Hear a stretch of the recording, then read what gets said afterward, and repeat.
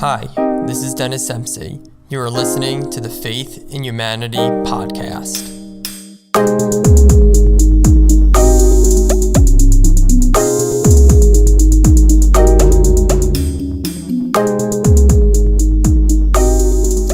Hello everyone and welcome back to another episode of the Faith in Humanity podcast. This is going to be the first part of a two-part series all about shame. My guest Stephanie and I, on this first part, we unpacked what shame is, how shame works, some of the things that cause shame, how shame affects someone's life, and because this is a religious podcast, we talk about how religion can cause shame, specifically talking about our experiences with shame in regards to our relationship with Christianity. Stephanie has recently received her master's in mental health counseling from St. John Fisher College in Rochester, New York, and she is currently employed at Helio Health in Syracuse, New York, where she counsels people with substance abuse issues. On top of all of that, she's also a full-time mother, a fantastic baker, and a blogger. You can find her blog at sheponder.com. I highly recommend everybody takes the time to go check out her blog and read all of her blog posts, but specifically her most recent blog post from August 5th, because it's actually my writing. She featured a piece of my writing in it, so obviously I just want to direct all the traffic to that specific post. And I will put a link to her blog on our social media and in the show notes. You can find us on Twitter at TFIH_podcast. You can find us on Facebook and on YouTube by searching the Faith in Humanity podcast. And you can email us at tfih.podcast@gmail.com. And if you just have a moment of your time to go onto iTunes, Stitcher, Google Play, wherever you get your podcasts, and give us a rating, we would really appreciate that. Okay, I really don't want to take any more time because I'm really excited about this discussion. This discussion was amazing, incredible. Stephanie is an amazing, incredible person, and I was so excited that she was willing to come on the podcast, and just our discussion is really fantastic. I absolutely loved every single second of it. So I'm really excited to present it to all of you. So I hope that you all enjoy it. Yeah, okay. So yeah, I don't really have necessarily anything like super planned set up. It was just going to be kind of this discussion that we would have on the subject of shame, because I think that we both have very specific experiences with regards to shame and how it relates to Christianity. And so I wanted to kind of, deconstruct that and process that with someone who has had similar experiences as me. So I thought that it would be cool to talk to you. So, let's get a little bit of a baseline for people that may not know. What exactly is shame? I think people hear it a lot. I think there's even a TV show out there called Shameless, and it's just like it's a phrase that's used a lot. It's like, oh, I have so much shame, and da da da. I think people throw that word around flippantly and without really necessarily understanding fully what shame is and what that looks like, and like how that influences and affects people's lives. So how would you define shame? Well, I want to say first that like my entire understanding of shame is from reading and listening to Brene Brown. So I want to just throw that out there right at the beginning, because I'm not taking credit for any of these pretty much anything I think about shame or know about shame outside of experience has been directly impacted by Brene Brown. So I just wanted to say that. And she talks about the big difference between shame and guilt, which I think is really important, because at least for me, before reading her stuff and listening to her, I kind of use the two interchangeably. And I see that a lot, like in my counseling relationships with people, or just in conversation with people, those two words are just tossed back and forth. And there's actually a very big difference. Like guilt would be like, I did something bad. And guilt has a very important purpose, because that's what kind of propels us to say sorry. So, if I say something to someone I love and it's hurtful, I have guilt about that. Like when you just upset your daughter and you told her not to play on the computer. Before we started recording, Steph upset her toddler daughter. Yes, I feel guilty for upsetting kids. Except I really shouldn't because I was really nice about it. But yes, exactly. So like I feel guilty that I upset Kate, but I know that intrinsically I'm not a bad person for upsetting Kate. But and I joke about that, but the reality is, I think there can be so many reasons why we go from thinking we've done something wrong to being something wrong. And that's shame. Shame is like I'm unworthy, I'm not lovable, I'm inherently flawed, or that to me, that's the huge difference. And that's why shame is, I think, incredibly toxic, because nothing, and I would say nothing good comes from shame. At least something good can come from guilt. Nothing good can come from shame, I don't think. I completely agree with you. That's how it was explained to me, and I think that people have this misconception, and they use guilt and shame interchangeably, and that I feel like is really dangerous when you start taking those two things and molding them into one, because they are very different things. And I feel like guilt is like a momentary negative feeling where and it's something that you can process through, ask for forgiveness, and work through, and then there's healing through it. But shame is deeply rooted and incredibly long lasting. I would say, like, to undo the damage that shame does in someone's life, and I've experienced this in my own life. But unraveling those like tentacles that are wrapped around you, just like trying to free you from that, is it takes a while. It's an incredibly difficult process, and I think that I don't know. I think that there's probably a lot of people out there that still struggle with shame, and have tried to fix the situation, whether that be resorting to uh, doing like unhealthy practices like addiction and self harm and such. Or even trying to take like a healthier approach by talking to a therapist, maybe getting on medicine or doing certain meditation or something like that, yoga. Um, but yeah, so I feel like even the people that take positive steps to fix the issues of shame, it still takes a really long time, and even I don't even know if the damage that shame I don't know if the damage that shame does can like be totally removed, like the scars that they cause. Like I don't know. How do you what do you think about that? Is that may be too extreme, but I feel like the damage is so deep rooted that it somehow stays with you. Maybe it doesn't play on you continually, but it definitely still is present to a certain extent, because it shapes you in a certain way. If that makes sense. Yeah, yeah. I think the way I would word it is like the ways that I've experienced shame are always going to be like vulnerable places for me. So even if I come to a space where I feel like I'm not consumed by shame, or even that it's very present in my life, I think there will always be this sense of like I have to be on guard. So like Brene Brown talks about like shame as a gremlin who's just like saying all of these lies to you about who you are. And I guess like the stronger I become and the more aware of those gremlins I am, I'm I'm better able to keep them at bay, but they're still there. I guess like that's the best way I can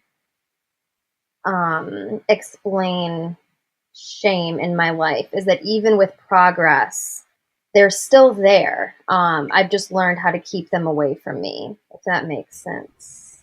No, that makes a ton of sense. Absolutely. I'm gonna definitely link Brene Brown's at least her TED talk and maybe some of her work. Yeah, on social media, just because like Yeah. just because I think that, I mean, I've watched a bunch of her stuff. You've sent me a bunch of her stuff, and I have found it incredibly beneficial. And the way that she explains things is just like incredible. She has an incredible way of explaining stuff. So, For sure. yeah, it's just, yeah, she's fantastic. So definitely want to link her stuff for sure, so that people can see, dive more in depth with some of the stuff that we're talking about. But yeah, I totally agree with you with the that's a good way of putting it, that there's still going to be these triggers that were kind of rooted in you, and I find that to be true.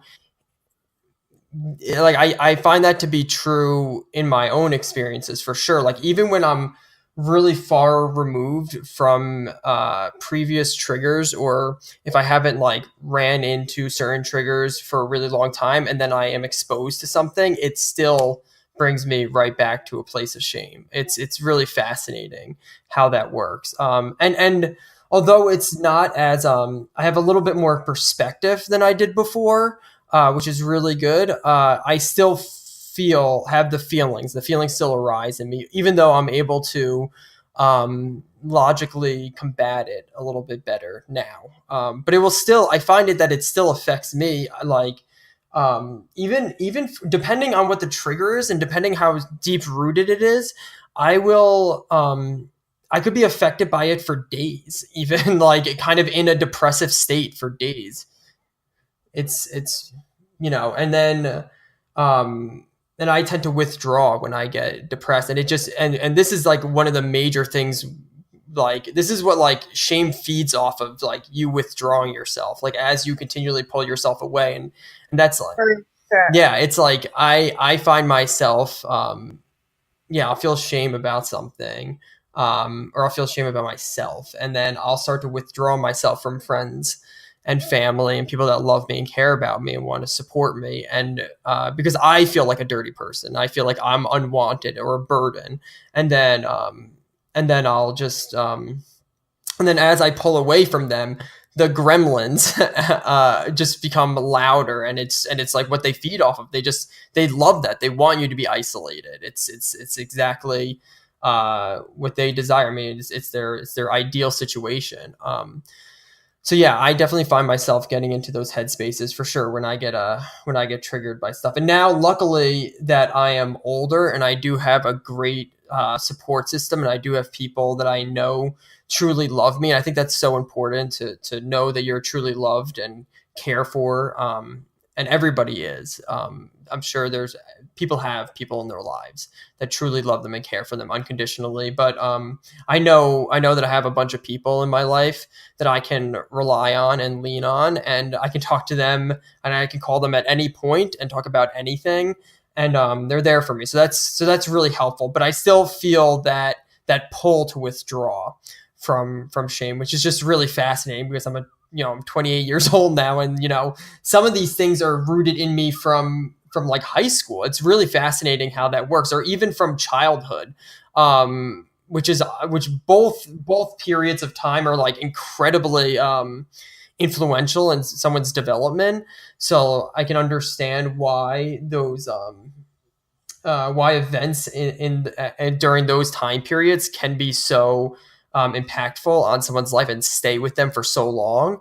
But at the same time, it's just it's a little it's interesting to me that I'm still affected by things, and I can still pinpoint it and understand how they influence me, but it's still the feelings and the way that I react to certain stimuli is just it's contrary to what my brain says, if that makes sense. Like it's, I have the emotional response and my brain's just like, this doesn't make any sense. And I think you mentioned a really good point, and this idea that like you can sort of have this like shame come back up from childhood or adolescence, and I think people have this tendency to be like, oh man, like I'm 28 or I'm 35, why is this thing still bothering me that happened? And the reality is like something that I've started doing, because I fall into that trap too of thinking like, oh, I was 8 years old when that happened, or I was 13 years old when that happened. the reality is, like, there's a narrative that's attached to that story, right? So, like, if I look back on something that happened when I was 13 and I'm feeling shame about it, I have to ask myself, what's the narrative attached to that story? Like, what is my mind, or what are the gremlins telling me? And, in that case, it might be like, my gremlins are telling me that I wasn't strong enough, or I wasn't vocal enough, or I'm weak.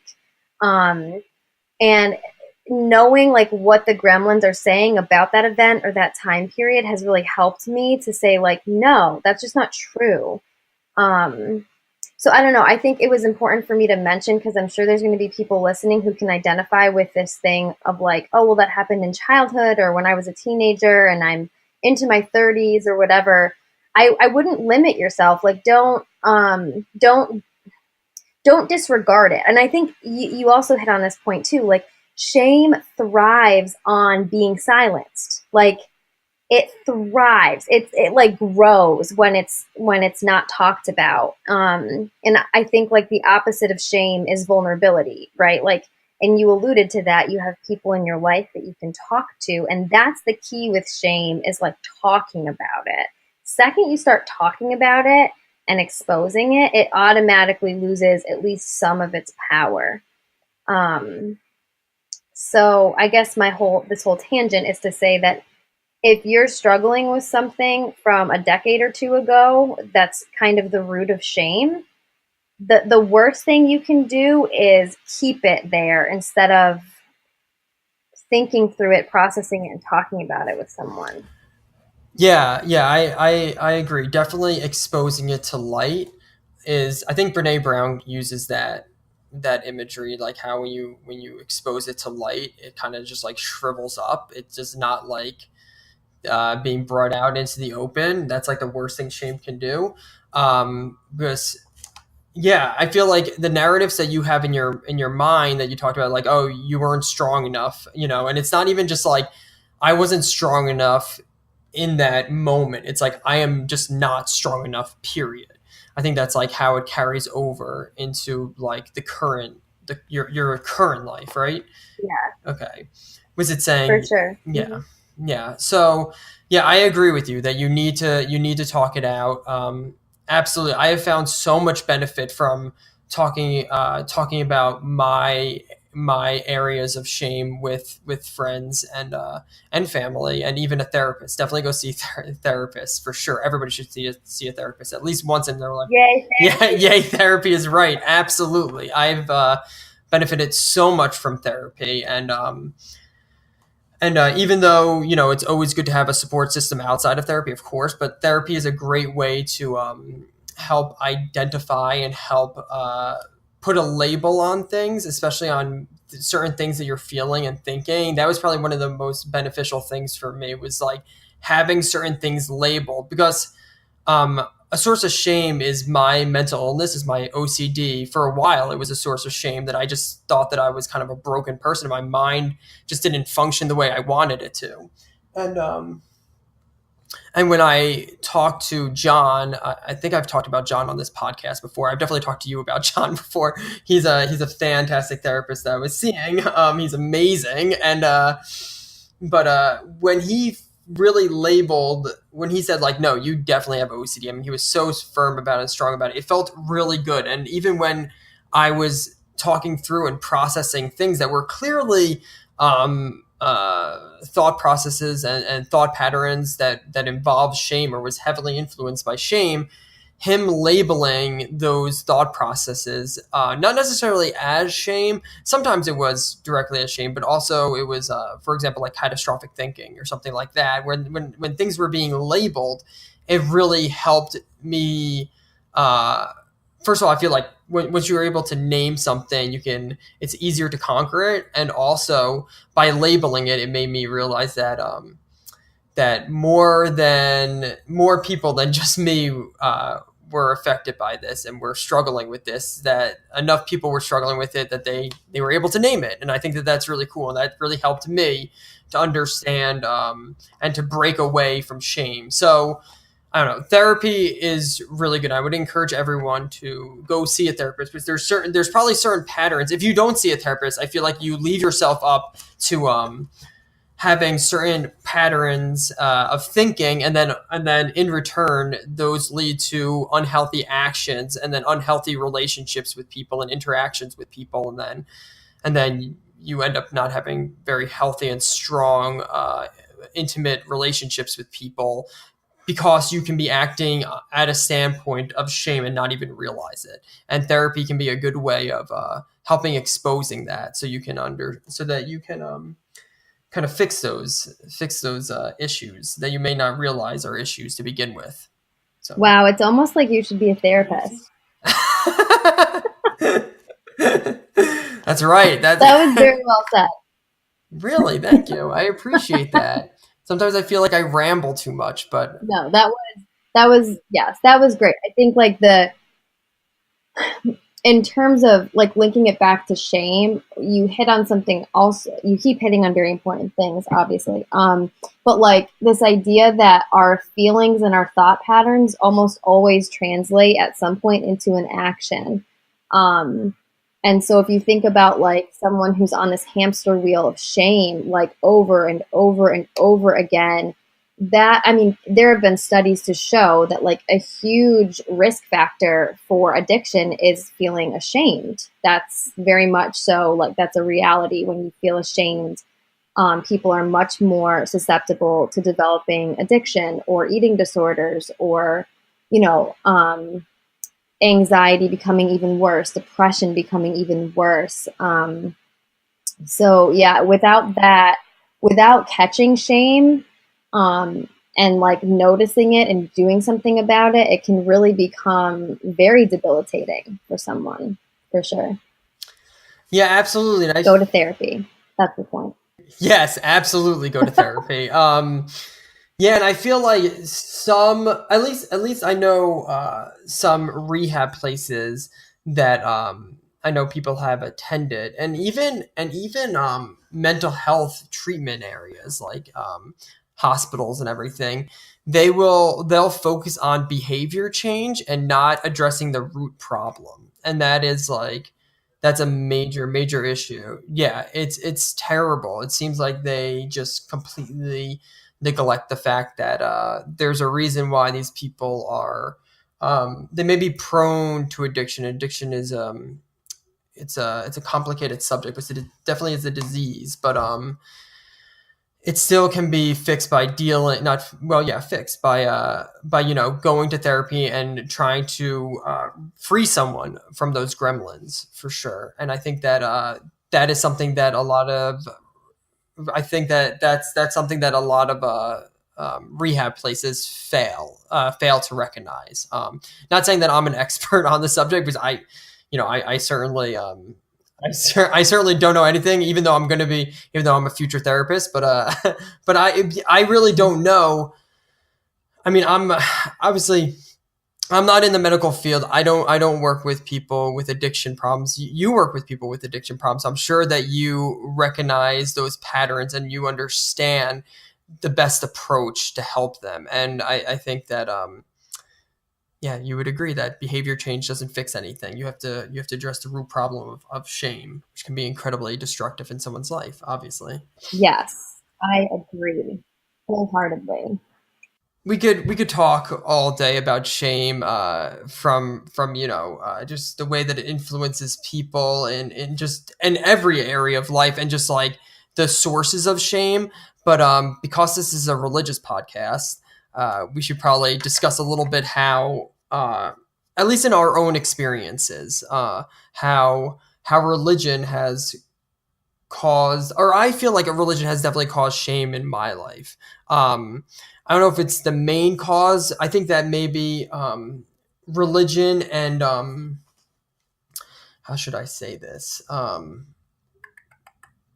Religion and maybe the way that it's like certain people and influential people in my life, teachers, mentors, how they responded to a religious beliefs, and the things they took from the religious beliefs, and the things that they put as important from a religious beliefs, and then put that on me, if that makes sense at all.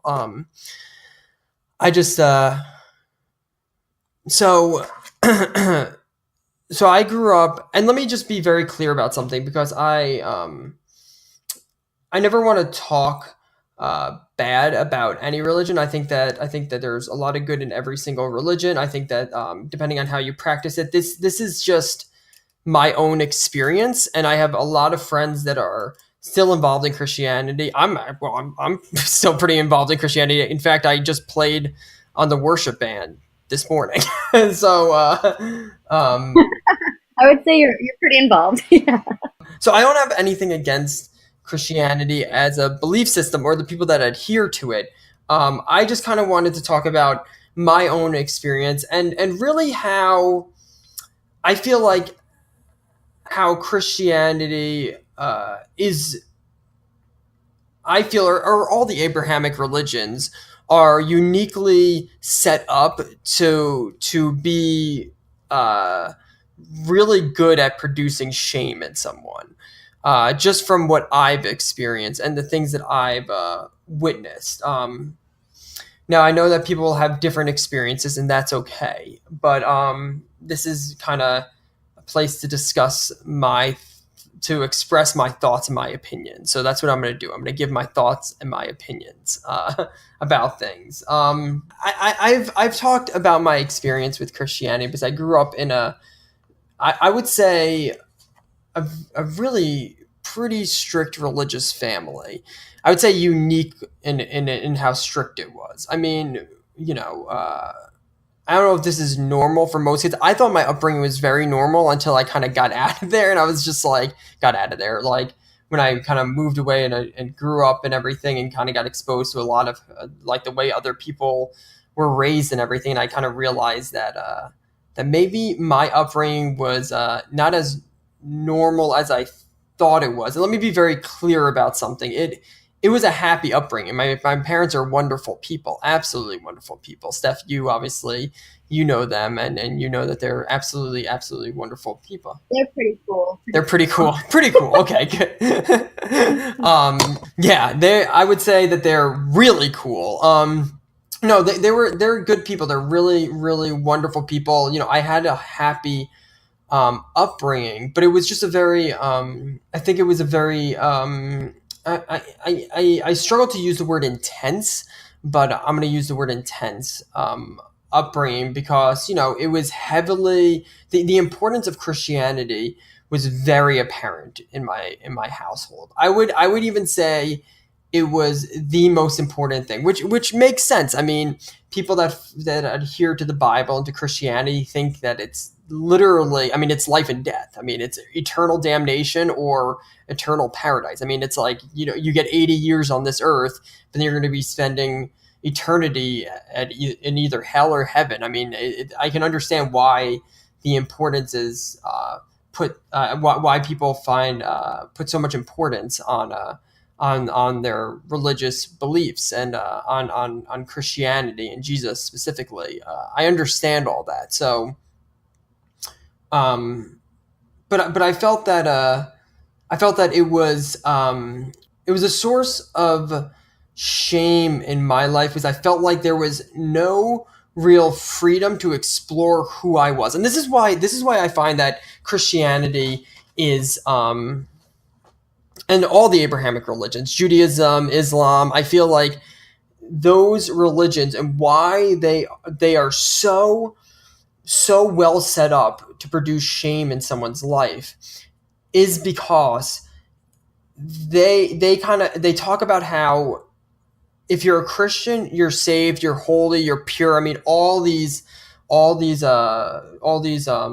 images that they use, like, you get washed as white as snow, and like you're this pure person now, that you don't have any blemishes or whatever, you're completely healed and whatnot, and you can stand before God and be confident and just stand before him as a righteous person.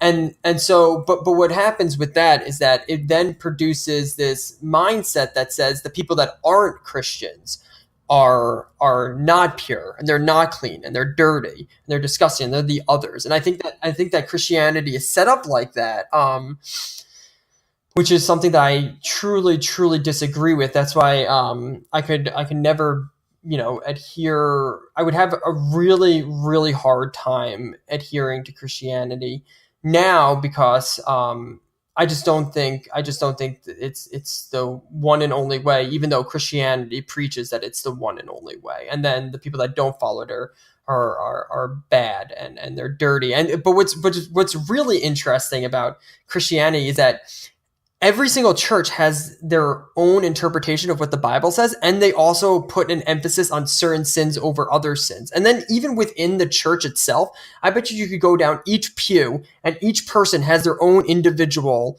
interpretation of things. And it's not even like a pick and choose, which is like what they do. They say this is really important, this isn't very important, and they definitely do that. But it's also like, well, this is how I think this should be interpreted, and this is how I think that should be interpreted. So then when you get into a mindset when you get into a situation of a family dynamic, it's really interesting, because then it's what the people that raise you and the people that are surrounding you, the way that they, the things that they find to be very important, things that you need to follow, are heavily put on you. And then if you somehow, push against that, or try to go off the beaten path or whatever, it causes a lot of shame, because then you become the outside person, and then you become unclean. So then you have to kind of fit into this mold, and then by fitting into that mold, you then have to potentially, not for everyone, maybe some people fit right into it. I feel like for me and my sister Stephanie, we did not really fit into the mold very well. Like, I feel like we were always kind of pushing against thinking outside the box. And like, I mean, just being honest, I mean, we definitely were, the black sheep in the family. And, we were always open-minded to different things, wanting to explore different things, never felt comfortable really in the Christian world. It never felt like it fit on us very well. I can remember thinking that for my, really ever since I could remember, I just can remember going through the motions, and like hoping at one point it was going to click, and I was going to feel that it was right, and just continually going after, trying, fasting, praying nonstop, reading through the Bible, like just so much to like try and make this connection. It just wasn't there. So then I started feeling like, well, then I'm the outsider. There's something wrong with me. And it's just, I'm talking a lot right now, but like, and you can respond to some of the stuff. I'm sure that you have thoughts right now, and I just kind of laid out a lot of stuff to you. But in my own experience, that's kind of how I felt that specific beliefs are put on you from someone's specific understanding of the way the Bible should be interpreted, which is like really fascinating to me, because I think there's a lot of truth in the Bible, but is something that's considered I hate the word sin. I think it's ridiculous, because a lot of the things that are in the Bible that are quote unquote sins, I wouldn't say are necessarily sins to begin with. And there's a lot of things that's like, there's a lot of nuances and gray areas to certain sins. And like, I don't know, I just find it really interesting that the Bible, I understand that lots of people hold on to the Bible white-knuckled at night and really hope it to be ultimate truth, but it's not necessarily ultimate truth. It's something that people hope is true, and I can understand, and it may be true. I'm not saying that it isn't. I'm just saying that we can't exist in this realm where we are taking it as this ultimate fact. I just feel like people need to be open and free to pave their own path, and as long as they're not hurting anyone in the action with their actions or words or anything like that. I would go as far to say any sentient being, but whatever. We don't have to get into that. But like for another podcast. But yeah, I just feel like it's I think people hold on to it, and then they put it on people as like, this is ultimate truth. And then if you go away from that, or if you kind of push against that, you start to feel that you are the outsider, and then you start to feel bad about yourself. So then you try to conform. And then by conforming, you're never going to really conform if you are intrinsically something outside of what you're being told, and that creates like this like snowball effect of snowball down a hill kind of effect of shame, if that makes all sense, if all that just made sense. I just kind of rambled for like 10 minutes or whatever. So any thoughts? I don't even know why I asked you on the podcast. I should just talk the whole time.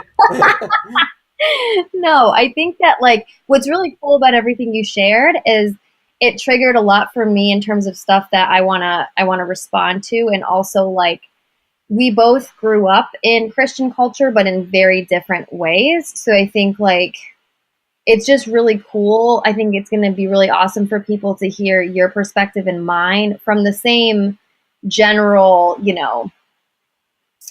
experience of Christianity. But like, well, I'll just get into it. So I grew up in a Christian home, but nowhere near the not to the capacity that you did. Um, And so for me, and what I mean by that, like we went to church every Sunday growing up, but like I wouldn't say that the Christian faith was like permeated in our everyday lives. And my parents, like we didn't sit at the breakfast table or the dinner table and like open up the Bible. Like that wasn't a part of our lives. And so it really wasn't until college when I became very involved in a Christian organization, that I kind of took ownership of my Christian faith and really started believing it for myself. Why did you get involved with the really religious group? Just out of curiosity, what drew you to Young Life? Really, is that right? That's the group that you got involved with. Yes, yeah, it was Young Life. So I had started college at St. John Fisher, and just kind of felt like, in high school I did the whole like the partying scene, and really by the time college came around was feeling pretty unfulfilled by the party scene. But freshman year of college is like that's what it is. And so I think there was this part of me that was desperately seeking meaning and belonging in something else. But as I looked around me, everyone was, that's all we did: Thursday night, Friday night, Saturday night, parties, and alcohol and drugs and hooking up, just that whole culture. And it got to a point in like October or November of my freshman year of college where I was feeling just like completely hopeless and sad, and like this isn't what I want to be doing with my life. And it just so happened that around that same time of feeling like I don't belong anywhere on this college campus, I had this conversation with someone in a coffee shop. And this person basically, in hindsight, what he did was he had the like come to Jesus moment with me, where he shared the gospel with me in the context of just a casual conversation. For me, it was really like the flip of a switch. It really was night and day for me. And I was like, okay, this is what I've been missing. This is what I want to do with my life. I want to follow Jesus.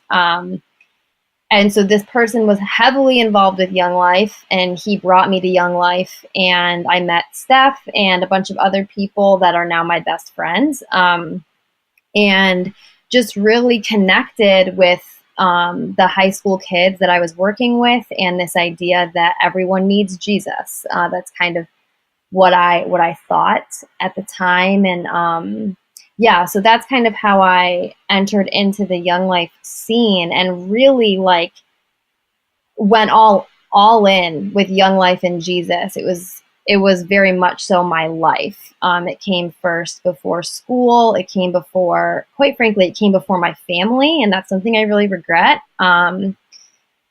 So I don't remember your original question, but that's how I got involved with Young Life. And like, I think I want to reiterate what you said, just so that it's clear to anyone listening.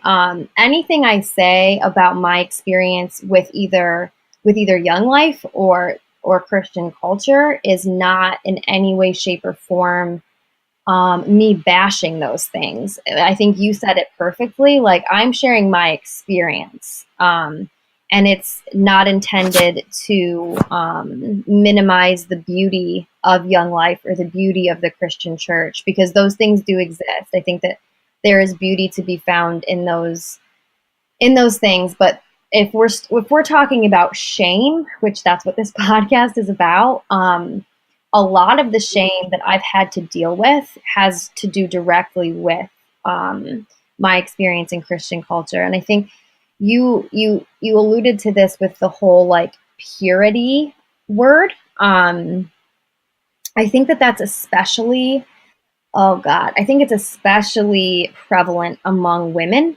or girls, this idea that you have to be pure. And it's so interesting that especially for girls, and you can speak to it for male culture, but obviously I'm a female, so I'll speak to it from female culture. Like the word purity is directly connected to sex in Christian culture, which is just so interesting. Like, it's very shame-inducing to grow up as a teenage girl or a girl who's in college or a young adult and feel like if I have a sexual thought, a sexual impulse, a sexual behavior, I'm not pure. And what does pure mean? It means clean. And so if I'm not clean, that means I'm dirty. And that's damaging. That is so incredibly damaging. And I know I'm not the only person or woman that feels that, because I've talked to several other women in Christian culture who feel the weight of that word, pure. And I think I could talk for hours just about that word, but that word needs to be removed. It's so damaging. Especially I think about women or men. I want to be clear that this can go either way. I'm just speaking from a woman's perspective, but I think about men or women who've experienced any form of sexual assault and how much more damaging it is for them who didn't even choose a sexual encounter, and yet that same label pertains to them too.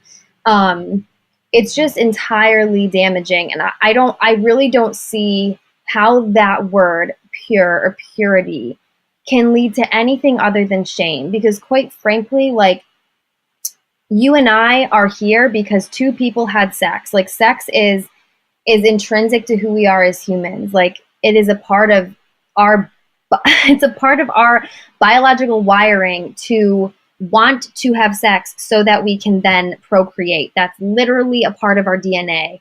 And it's that same drive and desire and longing and, it's just crazy to me. It's crazy that within Christian culture, we have set it up where to want to have sex or engage with someone intimately is linked with impurity unless you are married. And even then, I think that there's still this sense of like what's right and wrong, even within the context of marriage, which is crazy. Did that all make sense? I definitely just like verbal vomited about the word purity.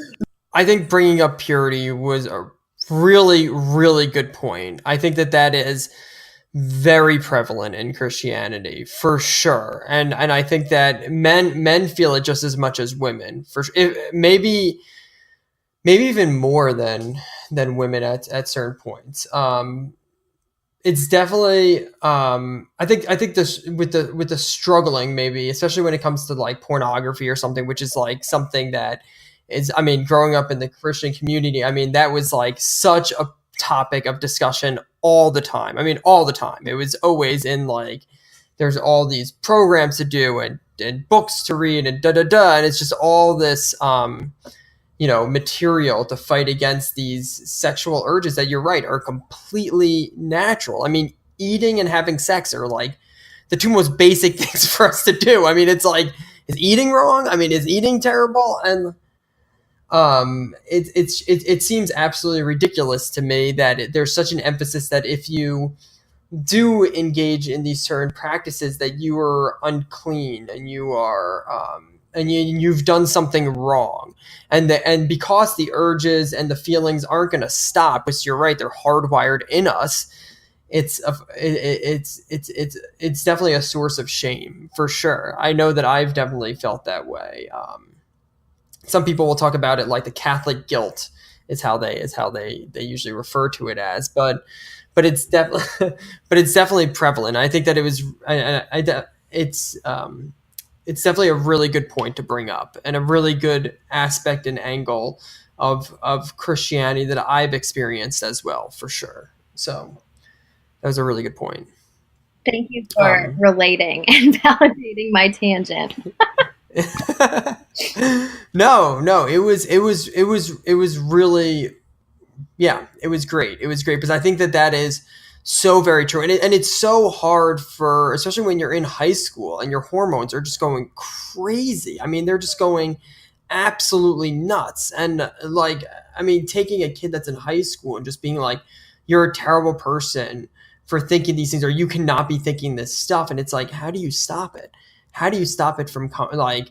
How do you stop these thoughts, these feelings from coming up? And like, I would even say like not engaging with them is just as difficult. I mean, yeah. So I completely agree. I think that that is a huge source of shame. I think I would say that's not even a source of shame that like churches would disagree with, like what I said, where people have different interpretations of what the Bible says, or they put importance on certain sins over other sins. I think that like the purity discussion is pretty prevalent throughout all of Christianity, along with you know, I think all sexual immorality or sins are probably a huge course.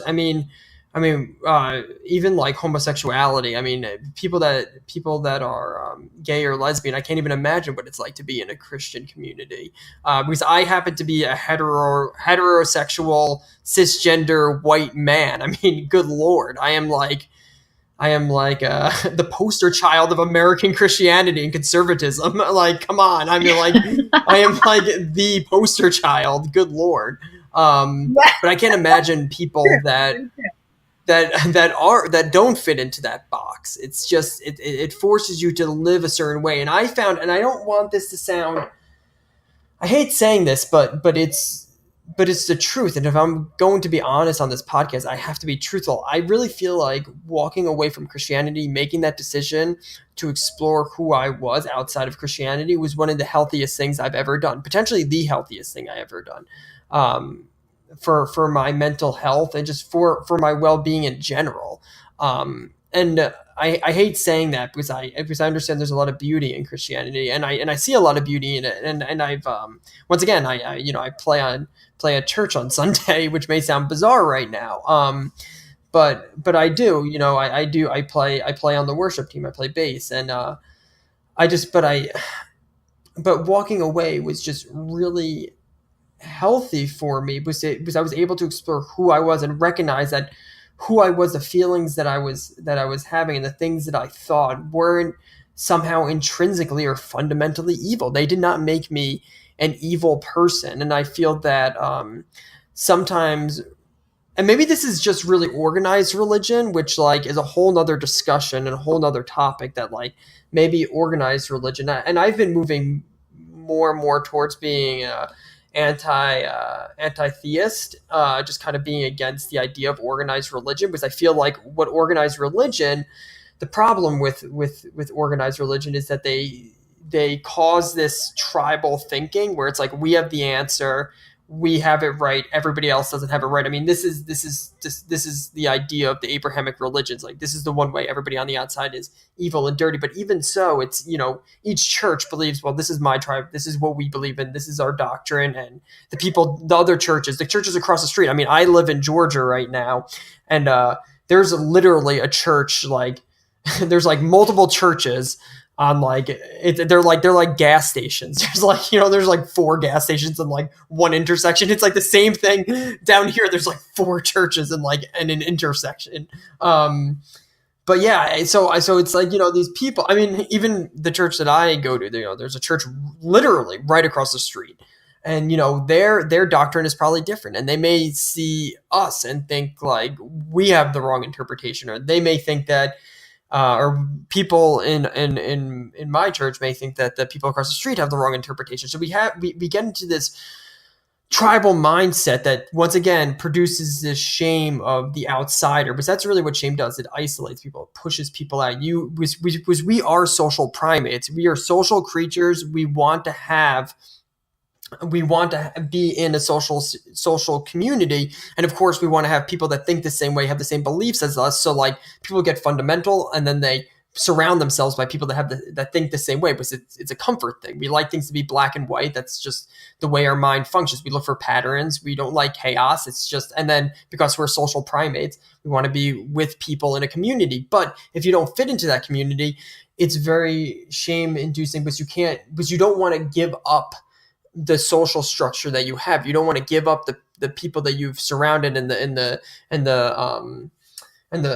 support system that you've built upon. You don't want to give that up. And if you're someone on the outside, if you're someone that thinks differently, it can be incredibly damaging, because, you know, the group will kind of isolate you in an ideological sense. They'll isolate you and they'll make you feel like you're on the outside. And that's incredibly destructive. So we kind of went into a little bit, kind of just talked about how organized religion, I feel like, can be very destructive. But I feel like, it causes this tribalism, which I think is incredibly dangerous. I feel like spiritual practice, what it should do is hopefully take you out of your primitive, or like kind of primitive animalistic mindset, and bring you to a higher plane of consciousness, and then therefore bring society to a better level of civilization, which is, you know, built upon peace, love, compassion, you know, like almost like we are one race. We're existing. All sentient beings have the right to live and experience life, and just like respecting life, and, you know, living a life of just peace and love. And I think that organized religion, one of the problems can be that it focuses on and it builds upon this tribalism, and tribalism, I feel like, is incredibly destructive. I mean, we're seeing that right now in American politics, and like talking about organized religion now getting into American politics. I'm not going to like hit on American politics right now, but I think that we're seeing the way that tribalism and those things can rip people apart, which we're seeing it like, you know, I'm seeing posts online that people are like, I'd rather be Russian than a Democrat. Like, they demonize the Democrats so badly. And I hear that being in the South, and, you know, being a liberal person myself, I feel it all the time, and I see it, the way people talk like about the Democratic Party, about liberals. I just find it incredibly fascinating. So I don't know exactly where I was going with that, because I kind of just ran with it, but but I think that religion as a whole can really create problems and create a lot of shame and in people's lives if you do not conform. And I think that's the major problem, and something that I've experienced for sure. No, I definitely agree with everything that you said. And I just kept thinking back to earlier in the podcast, you talked about the word sin. And I think like one thing I've really, really, had to rethink for myself and really kind of question and challenge is this notion in Christianity. And I'll speak for, technically I'm Catholic, so I'll speak to what I know to be true within like the Catholic faith, but also like I grew up Methodist. I think it's true. I don't know how many denominations within Christianity hold this belief, but I'm pretty sure most, if not all, believe that we're born sinful. And obviously that would be the case because Jesus had to save us from that state of sin.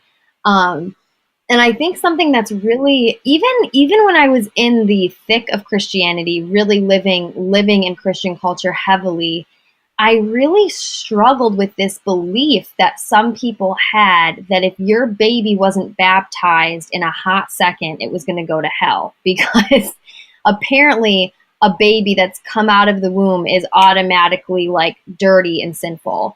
And I just could never wrap my head around that. I just never really really agreed with that. And it really has, sorry, this is going to be a little bit scattered, but when I went back to school for counseling, I had to decide for myself what I thought about the nature of humankind. I had to decide, like, okay, do I believe people are flawed, inherently flawed and quote unquote sinful and broken, or do I believe people are good and capable of living? It's Hobbes and Rousseau. What did you say?